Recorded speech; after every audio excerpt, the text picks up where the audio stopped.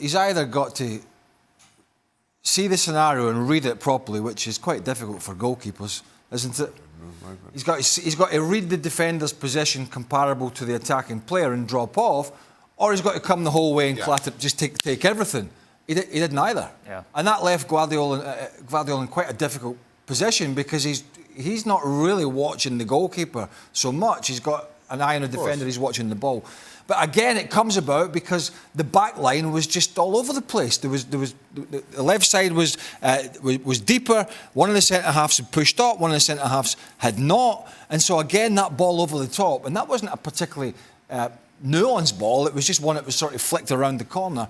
And it was just too easy to get in. And we said before the game, what's the one big problem City are going to have? If it's not themselves shooting themselves in the foot, it's Man United playing balls over the top. For the quicker players, when Bruno Fernandes drops deeper, Garnacho and Rashford will try and run in behind. It wasn't rocket science. As Jim Beglin, I think, said, we didn't learn anything new. This was always the way United were going to try and play this game. And yet, it was still, in the first half, particularly easy for that ball to get in behind. It was interesting, Nedum, ahead of kick-off, Pep Guardiola was talking about giving players chances. Did the complacency that we made reference to before filter through to him as well, in the fact that he wanted everyone involved? No, I don't think so. I don't think so, to be honest. Because John Stones wasn't fit. John Stones didn't look fit today, did he? John Stones finished the game. I think if we're going to talk about somebody looking fit, like a Martinez having to come off with cramp, that's different to a John Stones. I think he just didn't have a great day. Maybe some of it was, say, relative, say, match sharpness as such, because he hasn't played as much recently as he would have liked. But he has been available and he has been training. And I think to be able to build that body fitness is key. I think he sort of had a plan, and this is the way that Guardiola works. When he sees something, he has a belief that something can work. He just trusts his gut and he goes out and puts the team out there to do it. Most of the time it tends to work, but unfortunately on these big occasions when it doesn't work, you can ask certain questions about it. But I don't think that was necessarily the cause of the concern as such, and I don't think these players stepped out on the field with any less determination than, say, they've had in the past. Obviously the scenario is different because, say, last year they had another game to come and the occasion was enormous going up against a team that owned the right to a treble. But they've had a bad day today. They really have, and I think the disappointment from there is going to be huge. I'll just add, Dan, you've probably seen the pictures. Man City had a big night out at the weekend after winning the title, a big night out. You've probably seen the picture in all the papers.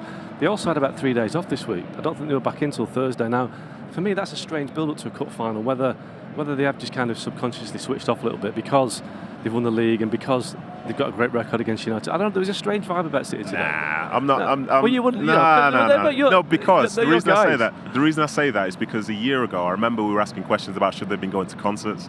This was in the build-up to that game as well. When they were going to the Etihad, they were spending some time out there. And we thought, that's not getting in at 5 a.m. Yeah, but that only happened on the Sunday. Right. I think from my side of things, and it does sound like I'm defending it, which sounds obviously pathetic.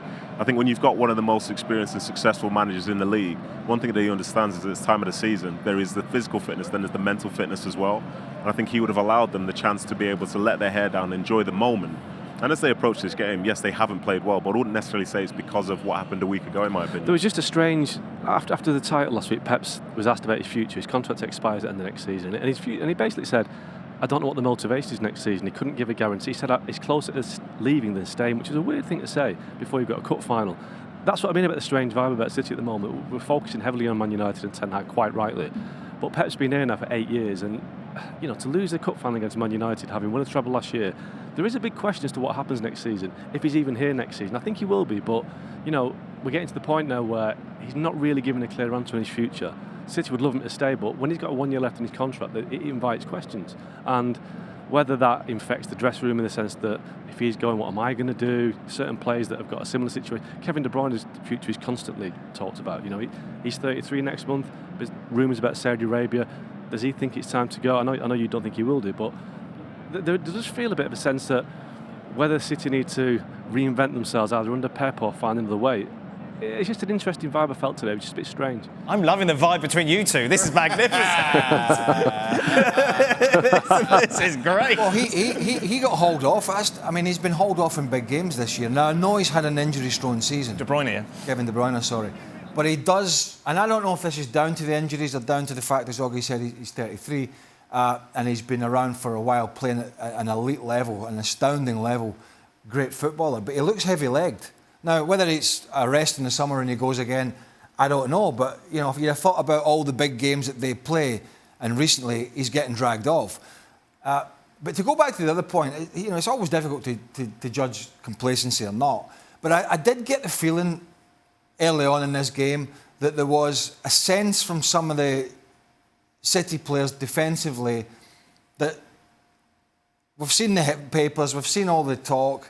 They're such underdogs. There's really nothing they can do, we don't think, to hurt us. And then before you know it, they get a couple of punches in the nose, and then they're struggling. It's like switching a light switch. It's not always that easy as a footballer to just pick it up and go again. And there was so many little things in the first half, both from a defensive aspect, but also from a possession aspect, where there was 2 or 3 really, really easy passes that were not only misplaced, but passed out the park. Mm-hmm. And, you know, you're just looking and saying, City just don't quite look on it today. Now, can you just switch it on again? And the answer was no.